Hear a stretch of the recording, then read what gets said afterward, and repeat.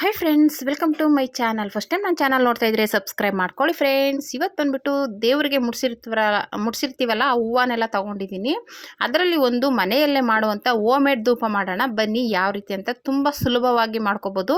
ಆಮೇಲೆ ಸುಮ್ಮನೆ ಇದಕ್ಕೆಲ್ಲ ಕೆಮಿಕಲ್ ಏನೂ ಇರೋದಿಲ್ಲ. ನಾವೇನು ಮನೇಲಿರುವಂಥ ಪದಾರ್ಥಗಳನ್ನೇ ಹಾಕಿ ಮಾಡುವಂಥದ್ದು.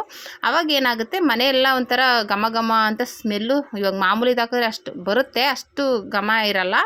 ಆದರೆ ನಾವು ಮನೆಯಲ್ಲಿ ಮಾಡುವಂಥ ಪದಾರ್ಥಗಳಿಂದ, ನಾವು ಮನೇಲಿ ಮಾಡೋ ಪದಾರ್ಥಗಳಿಂದ ಮನೆಯೆಲ್ಲ ಘಮ ಘಮ ಅಂತ ಅದನ್ನು ರೆಡಿ ಮಾಡ್ತಾ ಇದ್ರೇ ನಿಮಗೆ ಆ ಸ್ಮೆಲ್ ಅಷ್ಟು ಘಮ ಘಮ ಅಂತ ಸ್ಮೆಲ್ ಬರುತ್ತೆ. ಅದಕ್ಕೆ ಏನೇನು ತೊಗೊಂಡಿದ್ದೀನಿ ಅಂತ ನೋಡೋಣ ಬನ್ನಿ.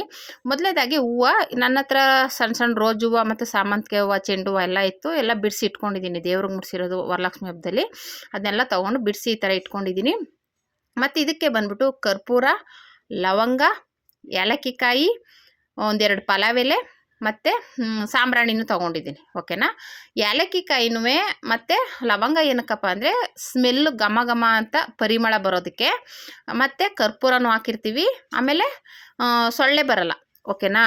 ಈ ಲವಂಗ ಇದರ ಸ್ಮೆಲ್ಲಿಗೆ ಸೊಳ್ಳೆಗಳು ಬರಲ್ಲ. ಇದಕ್ಕೆ ಸ್ವಲ್ಪ ನೀವು ಇದು ಬೇವಿನ ಸೊಪ್ಪು ಹಾಕ್ಕೊಳ್ಳಿ. ಓಕೆನಾ. ಬೇವಿನ ಸೊಪ್ಪು, ಹೂವು ಎಲ್ಲ ಚೆನ್ನಾಗಿ ಬಿಸಿಲಲ್ಲಿ ಒಣಗಿಸ್ಕೋಬೇಕು. ಅದು ಗರಿ ಆಗಬೇಕು, ಅಂದರೆ ಪುಡಿ ಮಾಡಿದ ತಕ್ಷಣ ಪುಡಿ ಆಗಬೇಕು. ಆ ಥರ ಮಾಡ್ಕೊಳ್ಳಿ. ಅಕಸ್ಮಾತ್ ಆಗಿಲ್ಲ ಅಂದ್ರೂ ನೀವು ಜಾರ್ಗೆ ಹಾಕ್ಕೊಂಡು ನುಣ್ಣಗೆ ಸ್ವಲ್ಪನೇ ನೀರು ಹಾಕ್ಕೊಂಡು ರುಬ್ಬಿದ್ರೂ ಆಗುತ್ತೆ, ತೊಂದರೆ ಏನಿಲ್ಲ. ಅಂದರೆ ಒಣಗಿಸ್ಲೇಬೇಕಲ್ಲ, ಅದು ರೆಡಿ ಮಾಡಿದ್ಮೇಲೆ ಆದರೂ ಒಣಗಿಸ್ಬೇಕು. ಓಕೆನಾ. ಇದಿಷ್ಟೂ ತೊಗೊಂಡು ಮನೆಯಲ್ಲೇ ಇರುವಂಥ ಪದಾರ್ಥಗಳಿವು, ಎಕ್ಸ್ಟ್ರಾ ಏನೂ ಇಲ್ಲ. ಹಂಗಾಗಿ ಬೇವಿನ ಸೊಪ್ಪು ಮುಖ್ಯವಾಗಿ ಹಾಕಿ. ಓಕೆನಾ. ಬೇವಿನ ಸೊಪ್ಪು ಹಾಕೋದ್ರಿಂದ ನಿಮಗೆ ಸೊಳ್ಳೆ ಕ್ರಿಮಿ ಕೀಟಗಳು ಬರೋದಿಲ್ಲ. ಓಕೆನಾ. ಆಮೇಲೆ ಅದ್ರ ಪರಿಮಳಕ್ಕೆ ಮನೆಯೆಲ್ಲ ಒಂಥರ ಪಾಸಿಟಿವ್ ವೈಬ್ರೇಷನ್ ಬರುತ್ತೆ. ಓಕೆನಾ. ಒಂದು ಸಲ ಮಾಡಿ ನೋಡಿ, ನಿಮಗೆ ಒಂದು ಗೊತ್ತಾಗುತ್ತೆ. ಇವಾಗ ಮಾಮೂಲಿ ಅಂಗಡೀಲಿ ತರೆಯೋದು ಸ್ಮೆಲ್ ಬರುತ್ತೆ, ಆದರೆ ಅಷ್ಟು ಘಮ ಘಮ ಅಂತ ಸ್ಮೆಲ್ ಬರೋಲ್ಲ. ಒಂಥರ ಏನೋ ಒಂಥರ ಇದಾಗುತ್ತೆ. ಆದರೆ ಇದನ್ನು ಮನೆಯಲ್ಲೇ ಮಾಡಿ ನೋಡಿ, ಅದರ ಸ್ಮೆಲ್ ಹೇಗಿರುತ್ತೆ ಅಂದರೆ ಅದು ಹೇಳೋಕ್ಕಾಗಲ್ಲ. ಅದನ್ನು ನೀವು ಮಾಡಿನೇ ನೋಡಬೇಕು. ಓಕೆನಾ. ಈ ಥರ ಒಂದು ಮಿಕ್ಸಿ ಜಾರ್ಗೆ ಹಾಕ್ಕೊಳ್ಳಿ. ಹೂವನ್ನು ಹೇಳಿದ್ನಲ್ಲ, ಒಣಗಿಸಿದ್ರೂ ಆಗುತ್ತೆ, ಒಣಗಿಸ್ಲಿಲ್ಲ ಅಂದರೂ ಏನು ತೊಂದರೆ ಇಲ್ಲ. ಆದರೆ ಅದು ರೆಡಿ ಆದಮೇಲೆ ಚೆನ್ನಾಗಿ ಒಣಗಿಸ್ಬೇಕಾಗುತ್ತೆ. ಇದಕ್ಕೆ ಸಾಂಬ್ರಾಣಿ ಹಾಕೋತಾ ಇದ್ದೀನಿ. ಒಂದೆರಡು ಸ್ಪೂನಷ್ಟು ಹಾಕ್ಕೊಳ್ಳಿ. ಮತ್ತು ಇದಕ್ಕೆ ಕರ್ಪೂರ, ಲವಂಗ ಬಂದ್ಬಿಟ್ಟು ಒಂದು 4 ಹಾಕ್ಕೊಳ್ಳಿ. ಏಲಕ್ಕಿಕಾಯಿನೂ ಒಂದು 4 ಹಾಕ್ಕೊಳ್ಳಿ. ಪಲಾವ್ ಎಲೆ ಒಂದು 4. ಇದಿಷ್ಟನ್ನು ಹಾಕಿ ಚೆನ್ನಾಗಿ ಮಿಕ್ಸಿಯಲ್ಲಿ ರುಬ್ಕೊಳ್ಳಿ. ಅಂದರೆ ಪುಡಿ ಆಗಲ್ಲ, ಒಂಚೂರು ನೀರು ಹಾಕ್ಕೊಳ್ಳಿ. ಸ್ವಲ್ಪನೇ ನೀರು ಹಾಕ್ಕೊಂಡು ಚೆನ್ನಾಗಿ ನುಣ್ಣಗೆ ಮಾಡಬೇಕು. ಓಕೆನಾ. ನೀರನ್ನ ಹಂಗಂದ್ಬಿಟ್ಟು ಜಾಸ್ತಿ ಹಾಕ್ಬೇಡಿ, ಇದು ಪಾಯಸದ ಥರ ಆಗ್ಬಿಡುತ್ತೆ. ಅದಕ್ಕೆ ಅದು ನುಣ್ಣಗಾಗೋ ಥರ ಹಾಕ್ಕೊಂಡು ಸ್ವಲ್ಪನೇ ನೀರು ಹಾಕ್ಕೊಂಡು ಗ್ರೈಂಡ್ ಮಾಡ್ಕೊಳ್ಳಿ. ಓಕೆನಾ. ಅವಾಗೇನಾಗುತ್ತೆ, ನುಣ್ಣಗಿದೆಲ್ಲ ಮಿಕ್ಸ್ ಆಗುತ್ತೆ. ಆಮೇಲೆ ನುಣ್ಣಗಾಗಬೇಕದು. ನಾವು ಉಂಡೆ ಇದು ಕೋನ್ ಥರನಾಗಲಿ ಬೇರೆ ಶೇಪ್ ಕೊಡಬೇಕು ಅಂದರೆ ಅದು ನುಣ್ಣಗಾಗಬೇಕು. ಓಕೆನಾ. ಆ ರೀತಿ ರೆಡಿ ಮಾಡಿಕೊಂಡು ಅದನ್ನು, ಇಲ್ಲ ಕೋನ್ ಥರ ಒಂದು ಪೇಪರಲ್ಲಿ ಶೇಪ್ ಕೊಡ್ಬೋದು. ನಾನು ಶೇಪ್ ಏನು ಕೊಟ್ಟಿಲ್ಲ, ನಾನು ಒಂಥರ ಇವಾಗ ರೆಡಿಮೇಡ್ ಬರುತ್ತಲ್ಲ ಓಲ್ ಥರ, ಅದೇ ಮಾಡಿದ್ದೀನಿ. ಏನಕ್ಕಪ್ಪ ಅಂದರೆ ಆ ಥರ ಮಾಡಿದ್ದು, ಓಲ್ ಥರ ಆದರೆ ಮಧ್ಯದಲ್ಲಿ ಒಂಚೂರು ರೆಡಿಮೇಡಲ್ಲಿ ಇಕ್ಕಿರ್ತಾರೆ, ಆ ಥರ ಸಾಂಬ್ರಾಣಿ ಹಾಕ್ಬಿಟ್ಟು ಇಟ್ಕೊಳ್ಳೋಣ, ಚೆನ್ನಾಗಿರುತ್ತೆ ಅಂದ್ಬಿಟ್ಟಿದೆ ಮಾಡಿದ್ದೀನಿ. ಇಲ್ಲ ಉದ್ದುದ್ದಕ್ಕೆ ಕೋನ್ ಥರನೂ ಮಾಡ್ಕೊಬೋದು. ಒಂದು ಪೇಪರ್ನ ಕಟ್ ಮಾಡ್ಕೊಂಬಿಟ್ಟು ಸುತ್ತ ರೋಲ್ ಮಾಡ್ಕೊಂಡು ಅದ್ರೊಳಗೆ ತೂರಿಸ್ಬಿಟ್ರೆ ಅದು ಕೋನ್ ಥರನೂ ಆಗುತ್ತೆ. ಇಲ್ಲ ಕೈಯಲ್ಲೂ ಮಾಡ್ಬೋದು.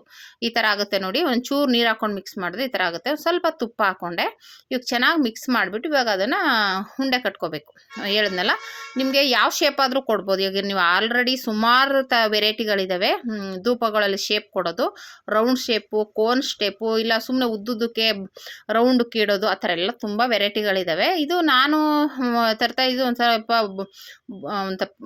ಗುಂಡಕ್ಕೆ ಇರುತ್ತೆ, ಮಧ್ಯದಲ್ಲಿ ಓಲಲ್ಲಿ ಸಾಂಬ್ರಾಣಿ ಇರುತ್ತೆ, ಆ ಥರದ್ದು. ಅದಕ್ಕಾಗಿ ನಾನು ಈ ರೀತಿ ಮಾಡ್ತಾಯಿದ್ದೀನಿ ಒಂದು. ಆಮೇಲೆ ಇದು ತೆಳ್ಳಗೆ ಮಾಡೋದ್ರಿಂದ ಬೇಗ ಒಣಗುತ್ತೆ.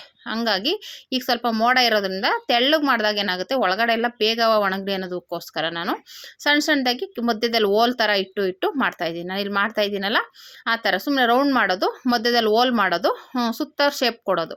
ಆ ಥರ ಮಾಡಿದ್ರೆ ಮಧ್ಯದಲ್ಲಿ ಸ್ವಲ್ಪ ಸಾಂಬ್ರಾಣಿ ಹಾಕ್ಕೊಂಡ್ರೆ ಆವಾಗ ಹಚ್ಚೋದಕ್ಕೆ ಈಸಿ ಆಗುತ್ತೆ ಅಂತ ಅಷ್ಟೇ.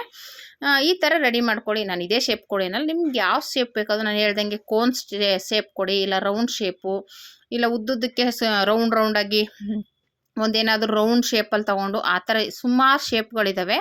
ಅದನ್ನು ಮಾಡ್ಬೋದು. ಇಲ್ಲ ಈ ಥರನೂ ಮಾಡ್ಕೋಬೋದು. ಇಲ್ಲ ದೊಡ್ಡದಾಗಿ ಮಾಡಿದ್ರೆ ಒಣಗೋದು ಲೇಟ್ ಆಗುತ್ತೆ.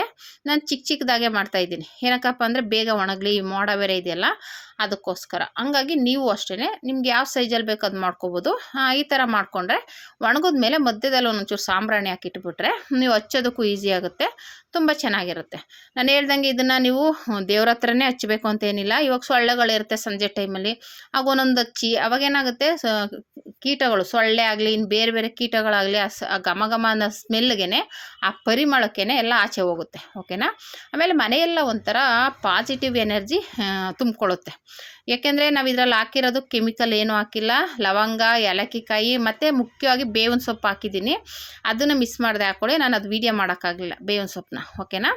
ಇದಿಷ್ಟು ಹಾಕಿರೋದ್ರಿಂದ ನಿಮಗೆ ಸೊಳ್ಳೆಗಳಾಗಲಿ ಆಮೇಲೆ ಅದ್ರ ಧೂಪ ಹೊಗೆ ಕುಡಿದ್ರೆ ಕೆಮ್ಮು ಬರುತ್ತಪ್ಪ ಮಕ್ಕಳಿಗೆ ಆಗುತ್ತೆ ಅಂತ ಯೋಚನೆ ಮಾಡೋ ಅವಶ್ಯಕತೆ ಇಲ್ಲ. ಯಾರು ಬೇಕಾದರೂ ಹೊಗೆ ಕುಡಿದ್ರೂ ಏನೂ ಆಗೋಲ್ಲ. ಏನಕ್ಕಂದರೆ ಲವಂಗ ಹಾಕಿದ್ದೀವಿ, ಏಲಕ್ಕಿಕಾಯಿ ಹಾಕಿದ್ದೀವಿ, ಪಲಾವ್ ಎಲೆ ಮತ್ತು ಬೇವಿನ ಸೊಪ್ಪು ಇದಿಷ್ಟು ಪಾಸಿಟಿವ್ ಆಗಿರೋದ್ರಿಂದ ಆಮೇಲೆ ಅದು ಹಾಕೋದ್ರಿಂದ ಅವಾಗೆ ಕುಡಿದ್ರೂ ನಮಗೇನು ಪ್ರಾಬ್ಲಮ್ ಆಗೋಲ್ಲ ಓಕೆನಾ. ಮಕ್ಕಳಿಗೆ ಆಗಲಿ ದೊಡ್ಡವ್ರಿಗೆ ಆಗಲಿ ಬೇವಿನ ಸೊಪ್ಪು ಅಂತೂ ತುಂಬಾ ಒಳ್ಳೆಯದು. ಹಾಗಾಗಿ ಏನು ಪ್ರಾಬ್ಲಮ್ ಬರೋದಿಲ್ಲ ಓಕೆನಾ.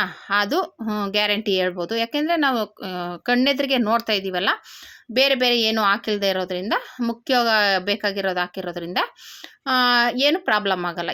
ಹೆದರ್ಕೊಳ್ಳೋ ಅವಶ್ಯಕತೆ ಇಲ್ಲ. ಮಕ್ಕಳು ದೊಡ್ಡವರು ಅವಾಗೆ ಕುಡಿದ್ರೂ ಏನೂ ಆಗೋಲ್ಲ. ನೀವು ಆರಾಮಾಗಿ ಹಚ್ಬೋದು. ಇವಾಗ ಮಾಮೂಲಿ ಸೊಳ್ಳೆ ಬತ್ತಿತ್ತೆ ಅಂದರೆ ಸ್ಮೆಲ್ ಆಗೋಲ್ಲ, ಕೆಮ್ಮು ಬರುತ್ತೆ. ಇವಾಗ ಕೆಮ್ಮಿದ್ರೆ ಜಾಸ್ತಿ ಕೆಮ್ಮಾಗುತ್ತೆ ಅಂತೆಲ್ಲ ಹೇಳ್ತಾರಲ್ವ, ಆ ಥರ ಏನೂ ಆಗೋಲ್ಲ ಓಕೆನಾ.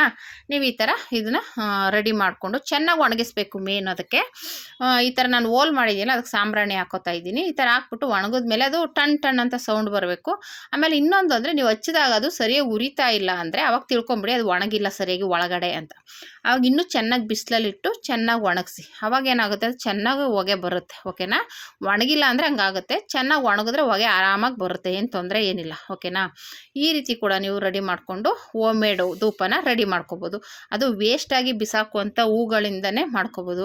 ಹಬ್ಬಗಳಲ್ಲಂತೂ ಜಾಸ್ತಿ ಹೂವನ್ನೇ ತಂದಿರ್ತೀವಿ, ಆವಾಗ ಅದನ್ನೆಲ್ಲ ಸೇಕರಣೆ ಮಾಡಿ ಈ ಥರ ಒಂದು ಸಲ ಮಾಡಿಟ್ಕೊಂಡ್ಬಿಟ್ರೆ ನೀವು ಆರಾಮಾಗಿ ಹಚ್ಬೋದು. ಸೊಳ್ಳೆಗಳು ಕೀಟಗಳು ಬರಲ್ಲ, ಮನೇಲೂ ಪಾಸಿಟಿವ್ ಎನರ್ಜಿ ಇರುತ್ತೆ, ಮನೆಯೆಲ್ಲ ಘಮ ಘಮ ಅಂತ ವಾಸನೆ ಬರ್ತಾ ಇರುತ್ತೆ. ಯಾರು ಬಂದರೂ ಕೇಳ್ತಾರೆ, ಏನಿದು ಇಷ್ಟು ಘಮ ಘಮ ಅಂತ ಇದೆಯಲ್ಲ ಸ್ಮೆಲ್ಲು, ಪರಿಮಳ ಅಂತ ಕೇಳ್ತಾರೆ. ಆ ಥರ ಇರುತ್ತೆ ಇದು. ಇವಾಗ ನಾನು ಅದನ್ನು ಮಿಕ್ಸ್ ಮಾಡಬೇಕಾದ್ರೆ ಅಷ್ಟು ಸ್ಮೆಲ್ಲು ಘಮ ಘಮ ಘಮ ಅಂತ ಸ್ಮೆಲ್ಗೆ ಒಂಥರ ಆಯ್ತಿತ್ತು. ಹಂಗಾಗಿ ನೀವು ಒಂದ್ಸಲ ಟ್ರೈ ಮಾಡಿ. ಮನೆಯಲ್ಲೇ ಮಾಡುವಂಥದ್ದಾಗಿರೋದ್ರಿಂದ ತುಂಬ ಚೆನ್ನಾಗಿದೆ ಹೋಮ್ ಮೇಡ್ ಧೂಪ ಓಕೆನಾ. ಈ ಥರ ಟ್ರೈ ಮಾಡಿ ಒಂದ್ಸಲ ಮಾಡಿ ನೋಡಿ. ನಿಮಗೆ ಅದರ ಇದು ಮಾಡಿದಾಗಲೇ ಗೊತ್ತಾಗುತ್ತೆ ಅದು ಹೇಗೆ ಬರುತ್ತೆ ಏನು ಅನ್ನೋದನ್ನು. ಇದನ್ನೆಲ್ಲ ನಾವು ಹೇಳೋಕ್ಕಾಗಲ್ಲ, ಮಾಡಿ ತೋರಿಸ್ಬೋದು ಅಷ್ಟೇ. ಅದ್ರ ಪರಿಮಳನೆಲ್ಲ ನೀವೇ ಎಕ್ಸ್ಪೀರಿಯೆನ್ಸ್ ಮಾಡಬೇಕು ಓಕೆನಾ.